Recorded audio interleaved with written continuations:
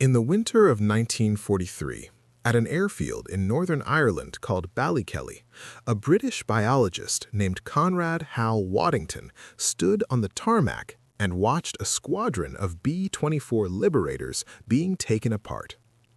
The aircraft were submarine hunters assigned to the Royal Air Force Coastal Command, and they were supposed to be prowling the North Atlantic looking for German U-boats. Instead, half of them were sitting in maintenance hangars with their engine cowlings removed and their guts exposed to the cold Irish air.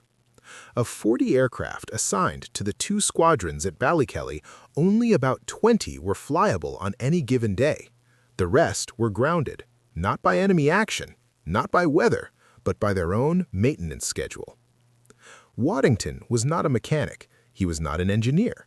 He was a developmental biologist, a man who studied how embryos grow and how genes express themselves in living organisms. He had been pulled out of his academic career and assigned to the Coastal Command Operational Research Section because the British had discovered early in the war that scientists trained to analyze data could sometimes see patterns that military professionals could not. Waddington's assignment was to figure out why the Liberators were spending more time on the ground than in the air. He started gathering data. He plotted the number of unscheduled repairs, breakdowns, malfunctions, things that went wrong without warning, against flight hours since the last scheduled maintenance. What he found was counterintuitive, disturbing, and would eventually change the way the entire world maintained machines. Every time the aircraft came out of their scheduled 50-hour maintenance inspections, the number of unscheduled breakdowns spiked sharply. Then, as the aircraft flew more hours, the breakdowns gradually decreased. The pattern was unmistakable. The aircraft were most unreliable immediately after being maintained. The maintenance was causing the failures. The mechanics were not incompetent. They were doing their jobs according to the book.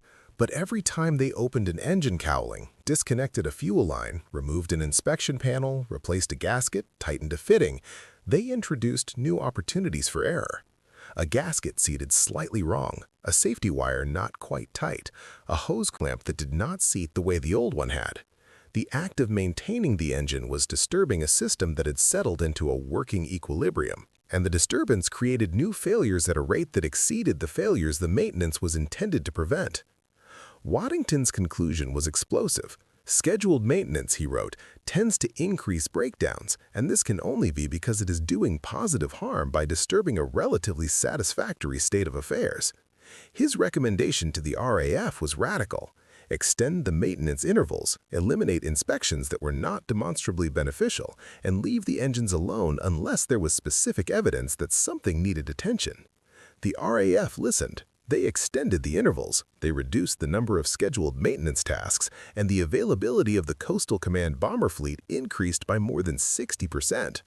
Overnight, Waddington had effectively increased the size of the fleet by more than half, not by building new aircraft, but by stopping the mechanics from breaking the old ones.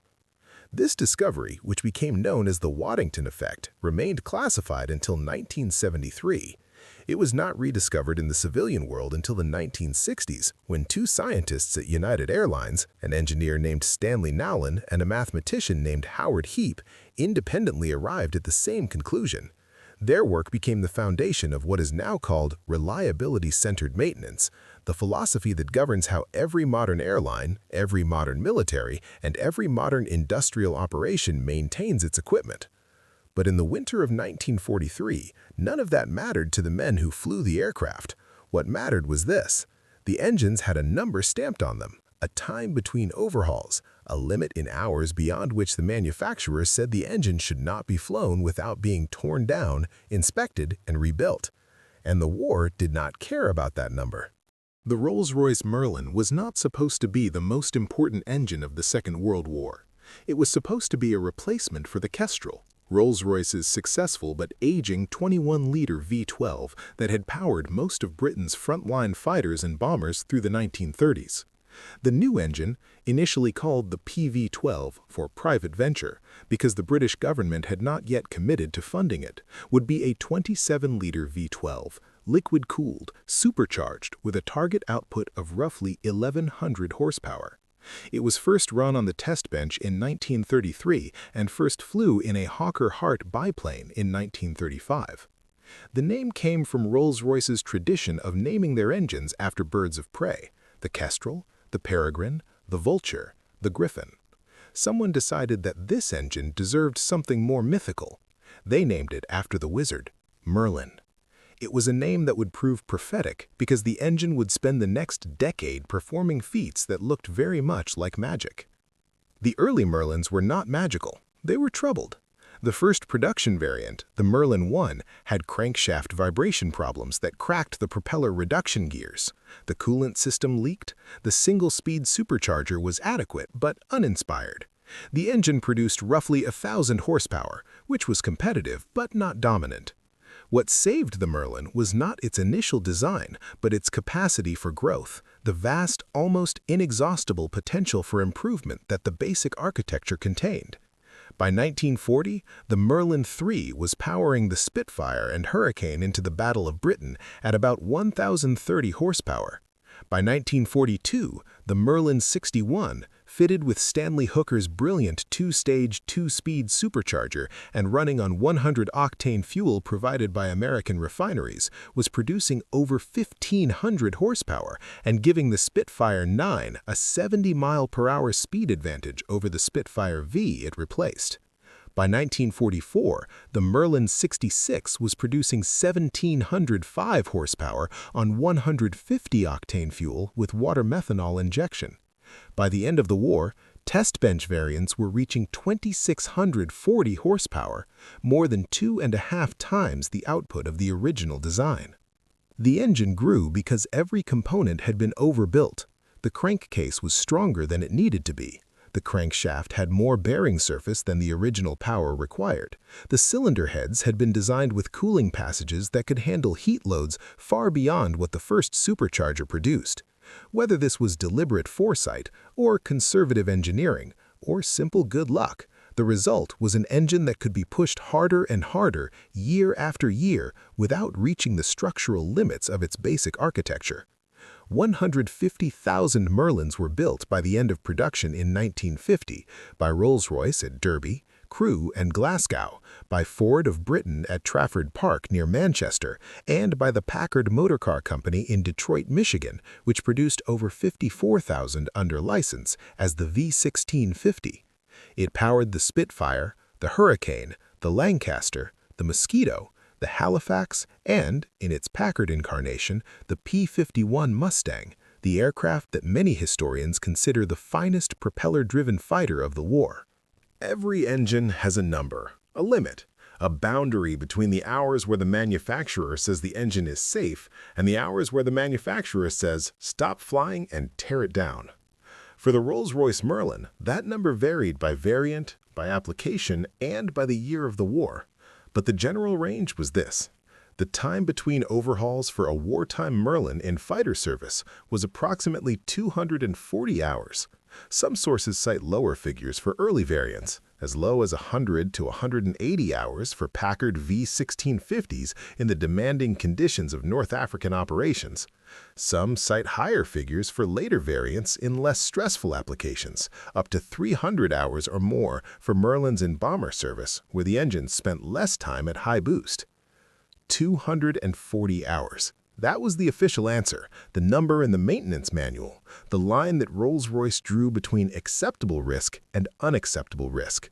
It meant that after 240 hours of operation, the engine should be removed from the aircraft, shipped to an overhaul facility, completely disassembled, inspected, and rebuilt. Worn bearings replaced, cylinder heads checked for cracks, piston rings measured, valve seats reground, supercharger impellers inspected for erosion. The entire engine, all 11,000 parts of it, examined and restored to specification. But here is what Rolls-Royce knew and what the maintenance manuals did not say in so many words. The 240-hour figure was not the point at which the engine would fail. It was not a cliff edge. It was a statistical boundary, chosen so that a reasonable percentage of engines, not all, but enough, would reach that number without catastrophic failure. Rolls-Royce's own internal criterion was revealing. If 30% of engines were reaching the overhaul life and no single cause of failure accounted for more than 30% of rejections, then it was time to consider increasing the limit. In other words, the 240-hour figure implicitly accepted that 70% of engines would not reach it. 7 out of 10 Merlins would need attention, or would fail, before the official limit was reached. This was not a design flaw. This was reality. A Merlin in a Spitfire was not a Merlin on a test bench. It was shaken by turbulence, baked by combat boost pressures, cooled unevenly by the airstream, starved of oil during violent maneuvers, subjected to thermal shocks as the pilot slammed the throttle from idle to full power in the space of a heartbeat. The engine did not know about the maintenance manual. It knew only the physics of combustion, friction, and fatigue. The single most important factor in the Merlin's wartime evolution was not a change to the engine itself. It was a change to what the engine drank. In 1940, the standard British aviation fuel was 87 octane. This limited the boost pressure, the amount of air the supercharger could force into the cylinders, to about 6 pounds per square inch above atmospheric. Higher boost meant higher power, but also higher temperatures and pressures inside the cylinders. If the fuel's octane rating was too low, the fuel-air mixture would detonate prematurely, a phenomenon called knocking or pinking that could destroy a piston in seconds. Then, the Americans arrived, bringing with them 100-octane fuel, refined from Texas and Louisiana crude oil, processed with tetraethyl lead additives that raised the knock resistance dramatically. The effect on the Merlin was immediate and profound. The boost could be increased. More air, more fuel, more power. The same engine, the same pistons, the same crankshaft, the same bearings, but running on better fuel, it produced 25 to 30% more power. It was like discovering that a horse you had been feeding oats could run significantly faster if you fed it something richer. Later in the war, 130-octane and eventually 150-octane fuel became available. Combined with water methanol injection, a system that sprayed a mixture of water and methanol into the induction system to cool the charge and suppress detonation, the Merlin could be pushed to boost pressures that would have destroyed the 1940 engine in minutes. But the 1944 engine, running on 150-octane fuel with water injection, could sustain these pressures for limited periods without self-destructing. The 5-minute war emergency power setting was precisely that, an authorization to run the engine at a power level that would significantly shorten its life, in exchange for the speed or climb rate needed to survive the next 300 seconds. Every minute on war emergency power was subtracted in a very real sense from the engine's remaining life. A pilot who used it knew he was spending time he could not get back. If the thin safety wire on the throttle quadrant was broken, indicating that emergency boost had been selected, the maintenance crew was required to inspect the engine and frequently required to pull it for overhaul, regardless of how many hours remained on the clock. The wire was a confessional. Breaking it meant admitting you had pushed the engine past its intended limits. The Merlin was not manufactured like a Rolls-Royce automobile. That is the great misconception. The pre-war Merlins, built at the Derby Works, were assembled with the precision of bespoke instruments. Parts were hand-fitted, selected to match, individually adjusted. A bearing cap from one engine might not fit another. A cylinder liner ground to fit one block might not seat properly in the next. This was the Rolls-Royce way, perfection through individual attention. Each engine a unique creation. The war made this impossible. The RAF needed thousands of Merlins per month, not dozens. Shadow factories were established at Crewe, at Glasgow, at Ford's massive Trafford Park plant near Manchester. Ford of Britain alone produced over 30,000 Merlins during the war. The Glasgow factory, staffed largely by unskilled workers, many of them women who had never held a precision tool, was producing 400 engines per month by 1942. The workers at Trafford Park labored 82-hour weeks with one half Sunday per month as holiday. Record production was reported to have been 100 engines in a single day. But the most consequential manufacturing decision was made across the Atlantic. In September 1940, an agreement was reached between Rolls-Royce and the Packard Motor Car Company of Detroit to produce the Merlin under license. The contract was worth $130 million. The challenge was enormous. Rolls-Royce's drawings used British imperial measurements, conventions, and tolerances that did not translate directly to American manufacturing practice. The parts were hand-fitted, not interchangeable. Packard's engineers, men accustomed to building luxury automobiles with exacting standards but fully interchangeable components, insisted on redrawing every part to American tolerances that guaranteed interchangeability. This was not a trivial change. It meant measuring every dimension on the Rolls-Royce engine, converting from British to American standards, and establishing tolerances tight enough to match Rolls-Royce's hand-fitted precision, but loose enough to permit assembly line production. Packard also changed the main bearing material from a copper-lead alloy to a silver-lead combination with indium plating, improving break-in characteristics and load-carrying ability. They adapted American-built magnetos. They made the two-piece cylinder block work in production, beating Rolls-Royce to the assembly line by a matter of weeks. Between 1941 and 1945, Packard produced 54,714 V1650 Merlin engines. These engines powered the P-51 Mustang, the aircraft that made long-range bomber escort possible and that, more than any other single factor, broke the Luftwaffe's ability to defend German airspace. The marriage of a British engine designed by craftsmen and an American production system designed for volume was one of the great industrial achievements of the war.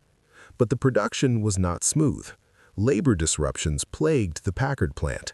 In 1943, multiple work stoppages, some of them so-called hate strikes protesting the promotion of African American workers into integrated assembly line positions, halted production lines and delayed output by weeks. The irony was bitter. The engine being built to fight fascism was being slowed by racism on the factory floor. Despite these disruptions, output scaled from fewer than 10 engines per month in early 1942 to over 500 per month by April of the same year. By late 1943, the rate had stabilized at approximately 600 per month. The story of the Merlin cannot be told without the story of the aircraft it transformed. The North American P-51 Mustang was originally designed around the Allison V1710, a competent American engine that produced good power at low and medium altitudes but fell off dramatically above 15,000 feet. The Allison lacked the two-stage supercharger that gave the Merlin its high-altitude performance. Below 15,000 feet, the early Mustang was fast, agile, and well-designed. Above that altitude, it was outclassed by the Focke-Wulf FW-190 and the later marks of the Messerschmitt Bf-109. In 1942, a Rolls-Royce test pilot named Ronald Harker flew an Allison-powered Mustang and recognized immediately that the airframe was superior to anything the Merlin was currently installed in. The aerodynamic design, the laminar flow wing, the radiator positioned to produce thrust from heated exhaust air, the clean lines of the fuselage was a generation ahead of the Spitfire. If you could put a Merlin in this airframe, Harker argued, you would have the best fighter in the world. Rolls-Royce installed a Merlin 65 in a modified Mustang, designated the Mustang X, and flew it in October 1942. The results were electrifying. The aircraft's top speed above 20,000 feet increased by more than 50 miles per hour. The rate of climb improved dramatically. The range, already the Mustang's greatest asset, was essentially unchanged. The Merlin-Mustang combination was not merely good, it was dominant. Packard began producing the V1653, the American equivalent of the Merlin 63, specifically for the P-51B. The first Merlin-powered production Mustangs entered service in late 1943. By early 1944, P-51B and P-51D Mustangs were escorting 8th Air Force bombers all the way to Berlin and back, a round trip of over 1,000 miles that no previous Allied fighter could accomplish. The Luftwaffe, which had been able to attack the bomber formations beyond the range of shorter-legged escorts like the P-47 Thunderbolt, suddenly found itself engaged from takeoff to landing by an aircraft that could outclimb, outrun, and outfight anything Germany had in the air. The Merlin in the Mustang was being asked to run for 6, 7, 8 hours continuously. That was not what a fighter engine was designed for. Fighter engines were designed for short, violent missions, 40 minutes, an hour, perhaps 90 minutes of combat patrol. The long escort missions stressed the engine differently. Hours of steady cruise at reduced power, punctuated by minutes of full-throttle combat. The thermal cycling was less extreme, but the total running time was far greater. A Mustang pilot completing a long escort mission put more hours on his engine in a single sortie than a Spitfire pilot might accumulate in a week. The Packard V1650s endured. They complained. Oil consumption increased, exhaust valves burned, coolant temperatures crept upward, but they endured. And because they endured, the bombers got through.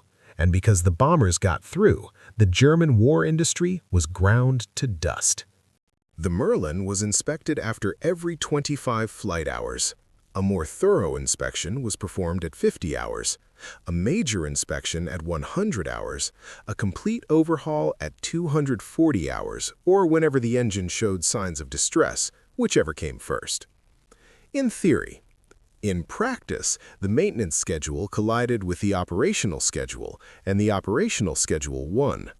When a bombing offensive was underway, when the invasion was being planned, when the Luftwaffe was pressing attacks on British airfields, the aircraft had to fly. Engines that were due for inspection flew anyway. Engines that were past their overhaul limit flew anyway. Engines that were making noises that no mechanic liked flew anyway, because the alternative was fewer aircraft over the target, fewer fighters on patrol, fewer hours of coverage over the convoys. The ground crews who maintained the Merlins were a breed apart. RAF engine fitters worked in the open, in English rain and North African dust and Italian mud, with minimal shelter and tools that were frequently improvised. They changed engines in the field. The Merlin was designed as a power egg, a self-contained unit that could be unbolted from the airframe and replaced as a complete assembly. A skilled crew could swap a Merlin in a Spitfire in under an hour. They could do it in the dark by the light of a shielded torch if necessary. The worn engines were crated and shipped to maintenance units, repair depots where they were torn down, inspected, and rebuilt. The parts that could be salvaged were cleaned, measured, and returned to stock. The parts that were worn beyond specification were scrapped. New parts were fitted. The rebuilt engine was run on a test bench, calibrated, and returned to service. It was an industrial ecosystem of enormous scale, a continuous cycle of use, wear, repair, and reuse that consumed thousands of engines per month and produced an unending stream of rebuilt units that kept the squadrons flying. The German experience was starkly different. By the end of the war, German aircraft engines, the Daimler-Benz DB605, the Junkers Jumo 213, the BMW 801, were lasting roughly 50 hours before requiring total overhaul. Not 240 hours, 50. The reasons were multiple. Shortages of critical alloys, declining manufacturing quality as factories were bombed and skilled workers were conscripted, inadequate fuel quality as synthetic production struggled to keep pace with demand, and the desperate operational tempo that forced the Luftwaffe to fly engines far beyond any rational limit. A German fighter pilot in 1945 was flying an engine that might fail at any moment, not because the design was poor, but because the industry behind it was collapsing. His Merlin-powered opponent was flying an engine that was stressed and tired, yes, but backed by an industrial system that could replace it in hours and rebuild it in days. The asymmetry was not in the engineering, it was in the logistics. The Merlin's official time between overhauls was a guideline, not a wall. In combat conditions, engines routinely flew past their rated limits.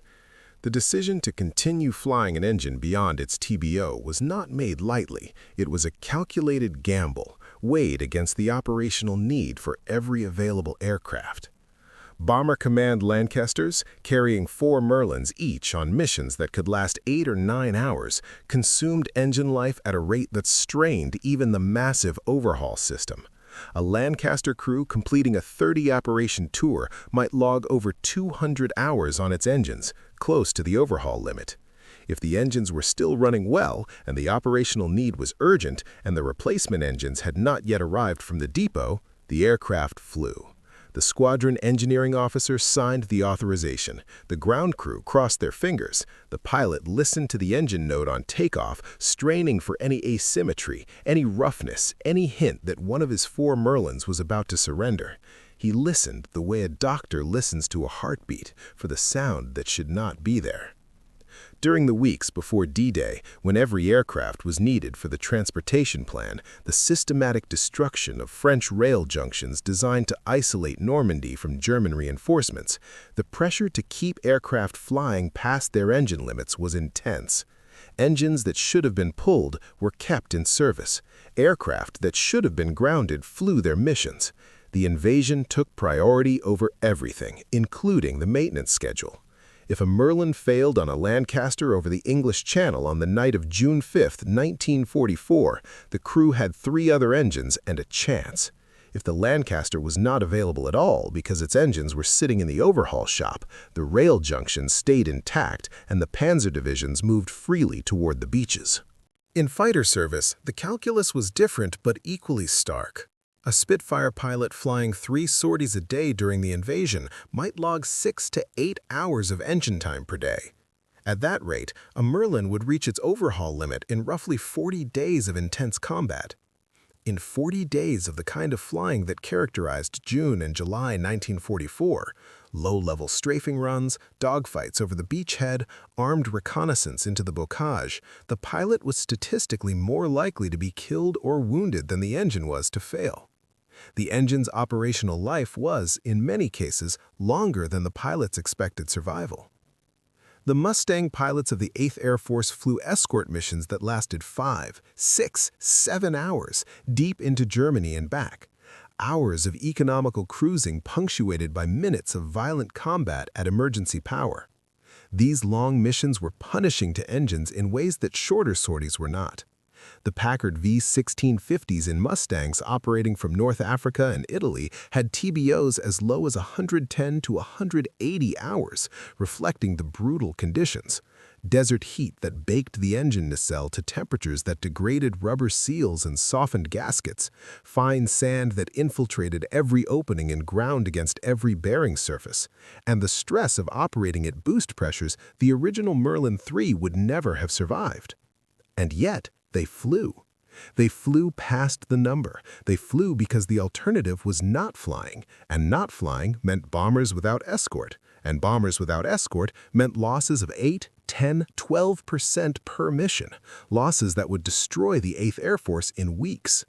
The engine's rated life was a resource to be spent, like fuel or ammunition, and the war spent it without sentiment or ceremony. There is a phrase the ground crews used when an engine was past its limit but still running. They said it was on borrowed time.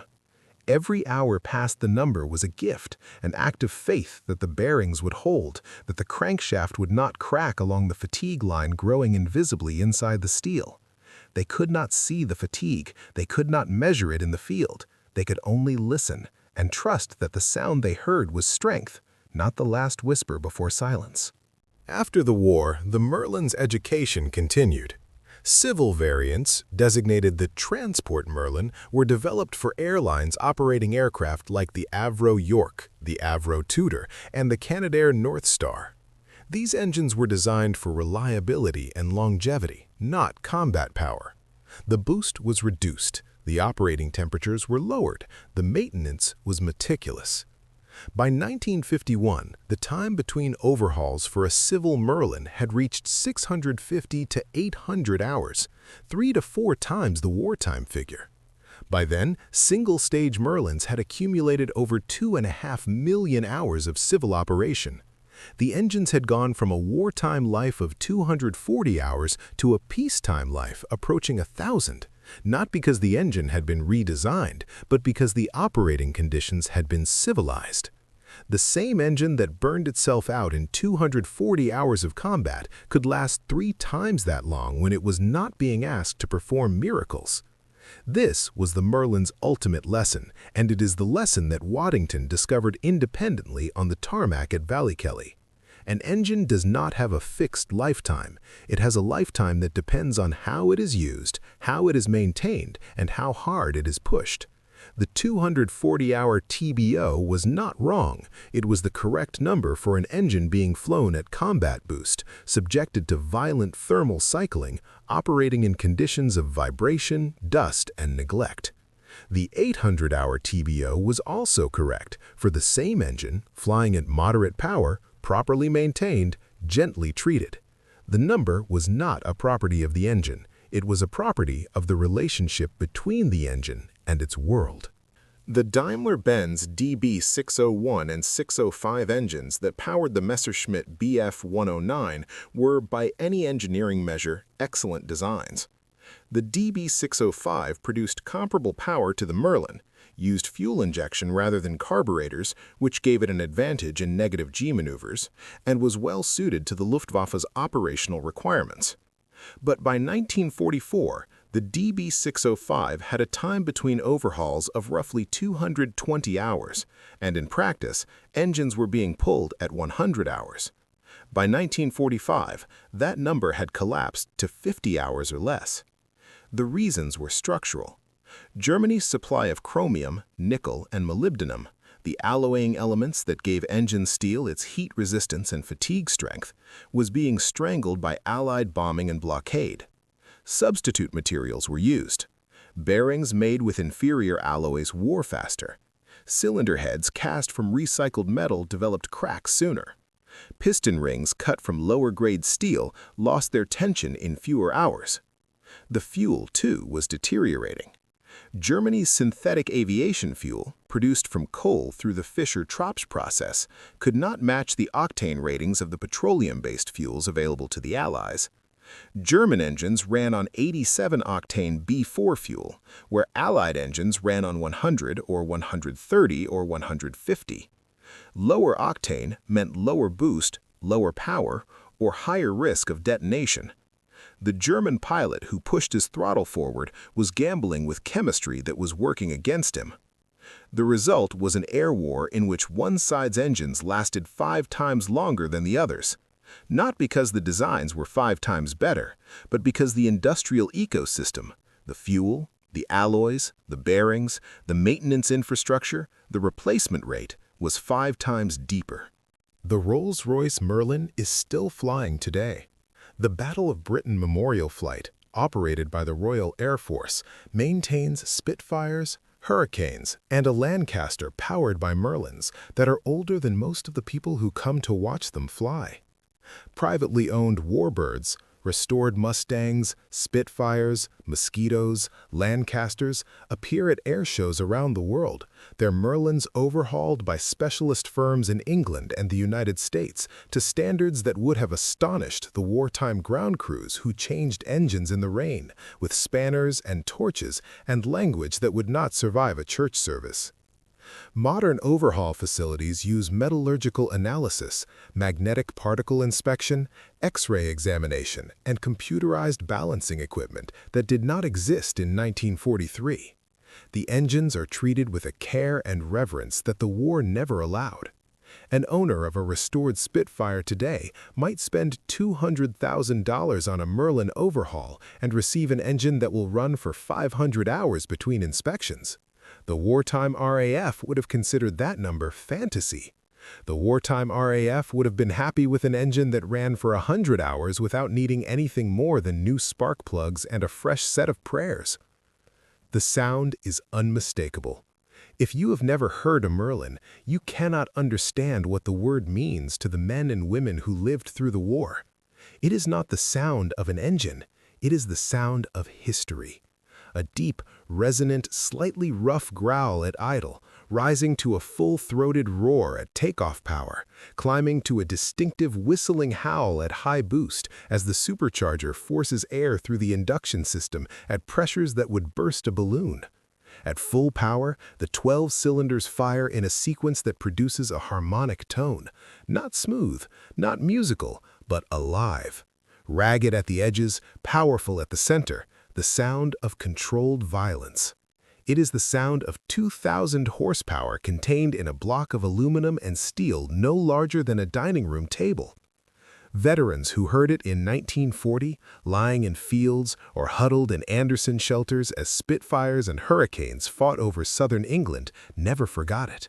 To them, the sound of the Merlin was the sound of survival. It meant the RAF was still fighting. It meant the island had not fallen.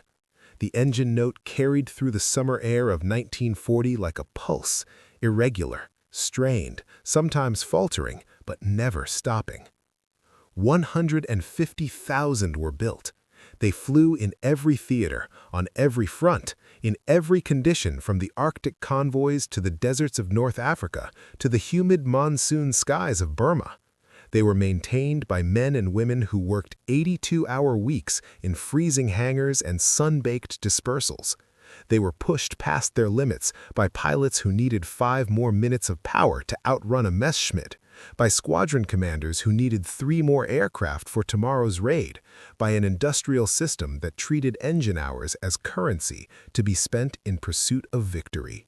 The number, 240 hours or 180 or 300, depending on who you asked and when you asked them, was a boundary drawn by engineers in a world of controlled conditions, clean air, measured temperatures, and calibrated instruments. The war erased that boundary and replaced it with a simpler, older calculation. Will the engine get us home? And the Merlin, more often than not, answered yes. Not because it was invincible, not because the number was wrong, but because the engine had been built by people who understood that the margin between enough and not enough is where wars are decided. They built that margin into the crankcase, into the bearing journals, into the cylinder heads, into every casting and forging and machined surface. They built it wider than they needed to, deeper than the specifications required, stronger than the peacetime numbers demanded. And when the war came and the numbers were thrown away, that margin is what saved them. Conrad Waddington's discovery that maintenance could harm as much as heal, that leaving a working engine alone was sometimes wiser than taking it apart, became the intellectual foundation of modern reliability engineering. But it was also something older and simpler than science. It was the recognition that a machine, like a person, has a rhythm. Disturb that rhythm unnecessarily, and you introduce chaos. Respect it, and the machine will carry you farther than the manual says it should. The Merlin carried the Allies farther than anyone had a right to expect, past the numbers, past the limits, past the point where the engineers in Derby and the accountants in Whitehall and the maintenance manuals in the squadron offices all said, stop. It carried them because the alternative was not being carried at all. And in the end, the engine that was designed to last 240 hours lasted long enough to win a war that no one was sure could be won. The number was never the point. The engine was the point. And the engine, when asked to give more than the number said it could, always found something extra. 1 more hour, 1 more mission, 1 more sortie into the cold air over Germany, before it finally, quietly asked to rest.